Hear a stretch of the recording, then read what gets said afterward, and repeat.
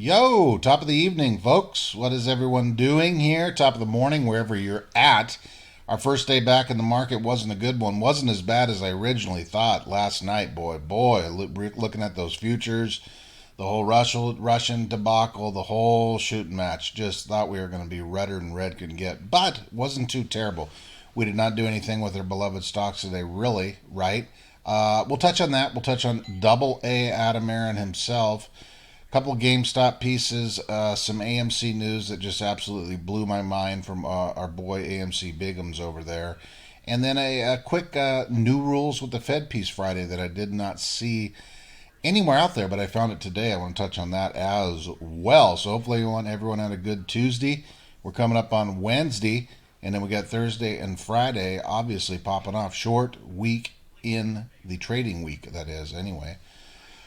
Ryan Cohen with the green shorts. Can we just call Ryan Cohen the king of emojis now, folks? Green shorts. Ryan Cohen, 222 of 22. Now, everybody's going mad about this thing's blasted. Even the guys on the AMC subreddit I see blasting Ryan Cohen's tweet. Just the king of emojis. And then everybody, of course, is trying to put together his last three tweets.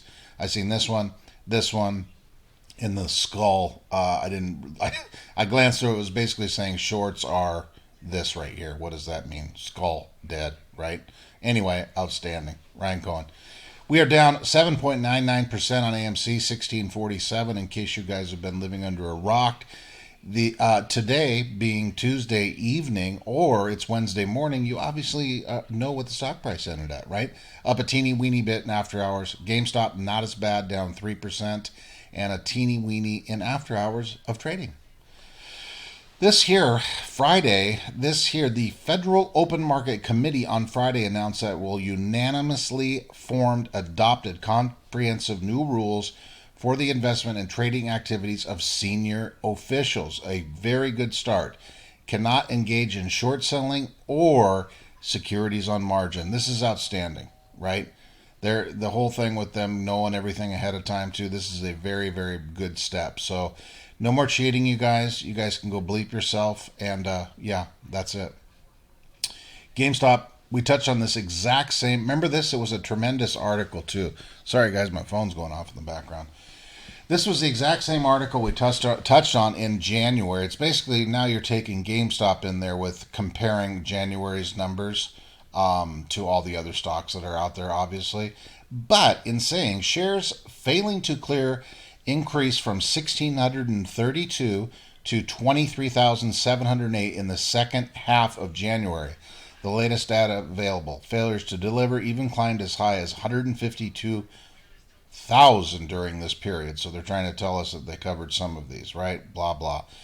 Just in case you needed to have any sort of reference here, Apple 0, Amazon 0, Microsoft 0, Tesla 48,000, and Alphabet Inc. 27,000 compared to this, with just your tiny little GameStop company with the little tiny eeny beeny float. Nothing going on there, guys.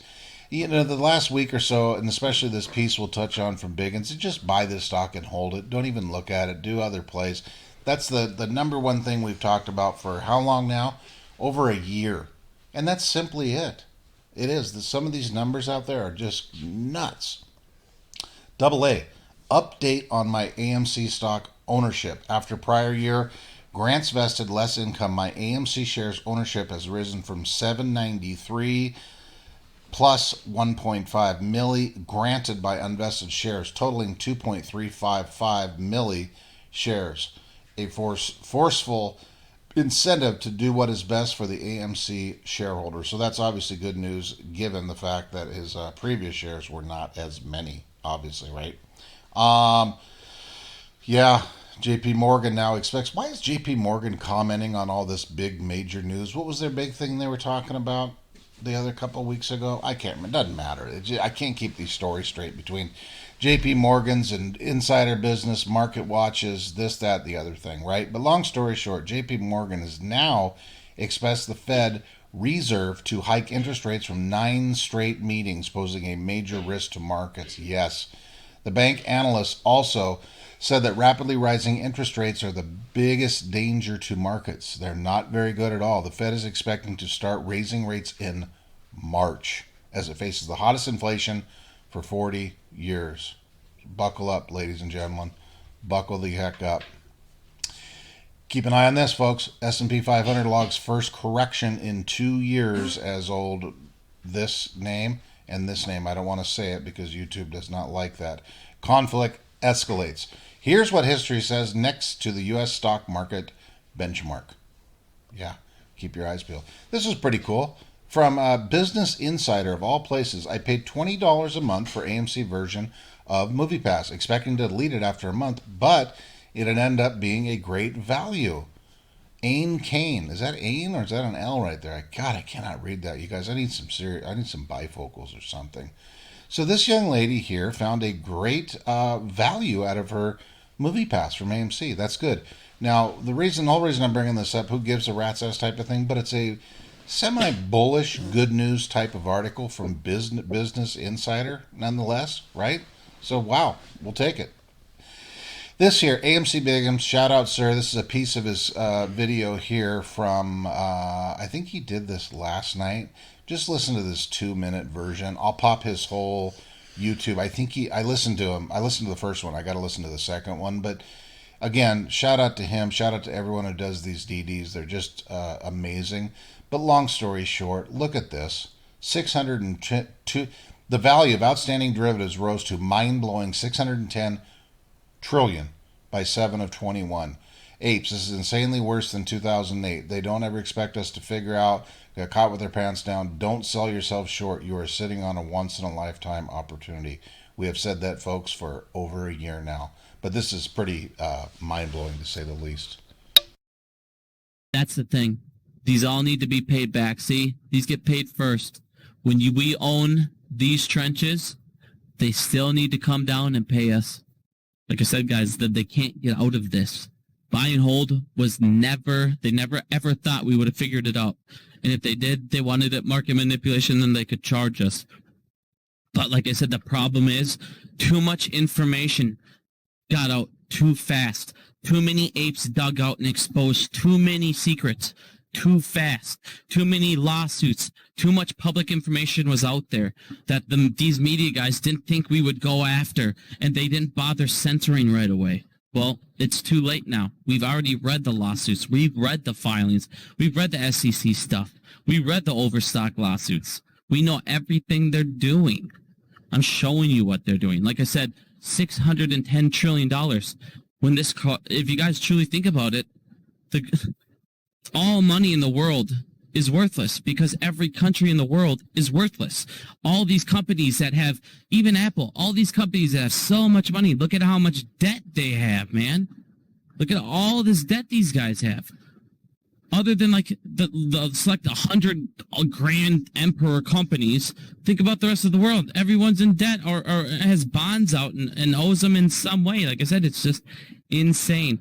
The whole world can't be in debt to 25 names, to 100 companies. Like I said, this is crazy, you guys. This is not doable. Eventually, people are going to wake up and fight back, and that is what this is all about. So don't sit there, like I said, don't sell yourself short in a once-in-a-lifetime opportunity. This is a moment where we can say no. Hey, when you guys don't have that money, guess what? That's when they go to jail. The reason they didn't go to jail in 2008, the reason one guy did, is because they still had that money. The second it happened, we bailed them out, and they didn't learn their lesson. Like, as you saw, not only did they learn their lesson, they got smarter. Like I said, we watched these guys put all this money and this time and all this effort into being able to manipulate stock, front run. They do satellite dishes. They gain all this technology to be able to cheat the system instead of just play it fair. Think about how easy a fair market would be, you guys. Let me show you how easy it is. Very good job, sir. That is very, very frightening. Speaking of free markets, a lot of stuff is these parts are moving. You know, I don't think we'll ever see anything completely fair as what these guys have been doing on the other side, the 1%, as we call them, right? But it's looking good. Things are looking damn good. Let's keep an eye on our dang stocks tomorrow. All right, obviously. Let's see if Mr. Cohen here has any more emojis. He's usually on about a 5-6 day run between tweets. We'll give that a heart on the way out the door. And that is it, folks. I'll be back tomorrow evening for one. Let's see what tomorrow brings. And then I'm back on the choo-choo train for a couple days, and I'll be back Saturday. And that is it. Okay, guys, get some rest. Lily fractured her elbow today. She's okay. She's going to say goodbye on the way out the door. But other than that, let's see what tomorrow brings. Say bye, Little. Bye, guys. See you later, alligator. Bye. Peace.